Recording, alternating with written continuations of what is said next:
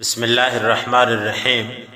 اپنے آس پاس معاشرے میں، پڑوس میں کمزور، لاچار، مجبور، محتاج، ضعیف، بے بس لوگوں کا خاص خیال کیا کریں، ان کے ساتھ اچھا حسن سلوک کیا کریں، کیونکہ یہ وہ لوگ ہیں جن کی وجہ سے ہمیں رزق دیا جاتا ہے۔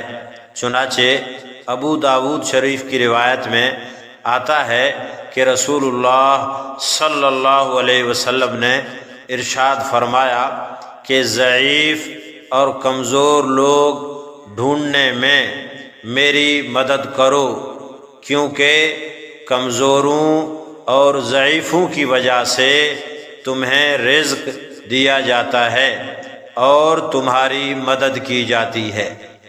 کتنے خاص اور برگزیدہ لوگ ہیں کمزور اور ضعیف، ان کی وجہ سے ہماری اور آپ کی مدد بھی کی جاتی ہے اور ہمیں رزق بھی دیا جاتا ہے۔ لہٰذا اللہ تعالیٰ سے دعا بھی کریں، کوشش بھی کریں، ایسے لوگوں کا احترام، ادب، خاص خیال کیا کریں۔ اللہ تعالیٰ ہم سب کو عمل کی توفیق عطا فرمائے۔